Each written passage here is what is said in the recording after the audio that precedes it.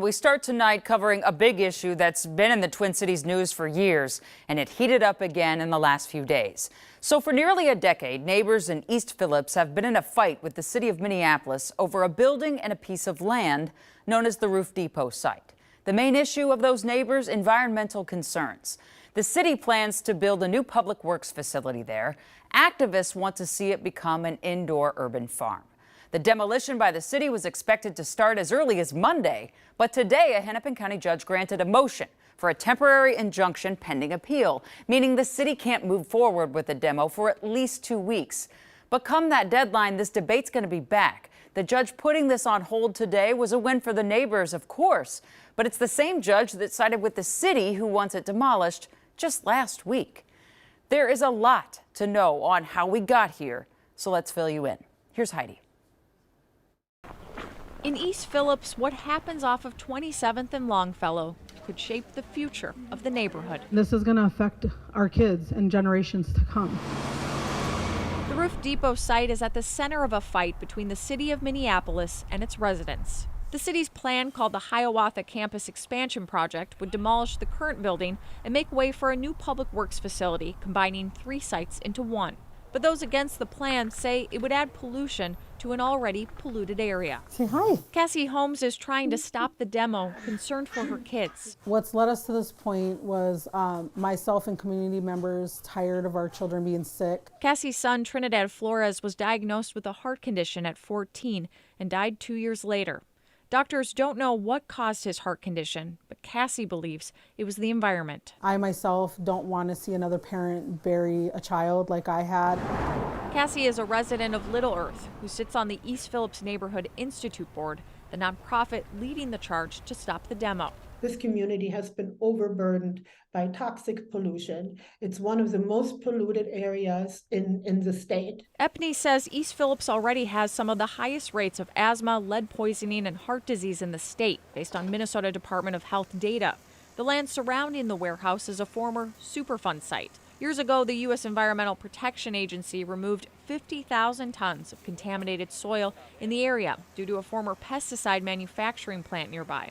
Activists are concerned the demo could stir up arsenic in the soil. The data and the evidence-based research just does not support that concern around demolition of this building, exposing the community to toxins or to arsenic or harming public health in any which way. Epney says their experts disagree. They say the city's cleanup plan does not include protection for residents. The city says they've agreed to continuous air monitoring during the demolition and remediation process. Based on the type of contaminants we have on this site and the levels of contaminants we have, this is industry standard how these types of sites are cleaned up. Nearly a decade ago, the community had plans to buy the warehouse, but the city then swooped in 2016. Epney's plan would make it an indoor urban farm. Everything is like green training, green education, green jobs, housing that's actually affordable. We wanted an indoor urban farm, building up, so not taken down, because this building was perfectly fine. The city argues the building is, quote, unsalvageable and unsafe. Their plan for a new public works facility includes more than 800 parking spaces and a diesel fueling station. They want the added parking spaces, they want the parking ramp, they want the ADA accessibility, but there's no reason why it can't happen at the existing site except that they intend to sell that existing site to developers. East Phillips resident Daniel Colton Schmidt says Epney has documents from a city whistleblower showing another option, building at the existing water yard in the Marcy Homes neighborhood.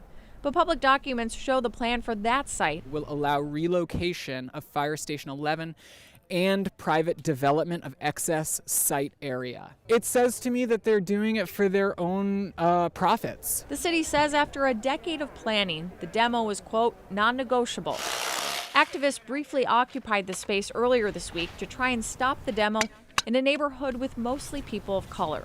The city designated it as a Southside Green Zone in 2017, a priority place to reduce pollution. They're not even trying to achieve their own goals. The city's plan does include things like solar panels and prioritizing electric vehicles, but Epney says it lacks timelines for promises around the city's fleet. They treat East Phillips like a dumping ground for their toxic pollution, and then have enough nerve to like not give us the time of day or act like we're just this big problem for them when they're our problem and they're in our way.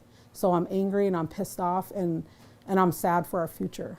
City Council did approve a compromise that would give EPNY 3 acres on the site and a job training center, but EPNY wants to come back to the negotiation table, saying the plan does not address their pollution concerns. Activists have been putting pressure on Mayor Frey to stop the plan.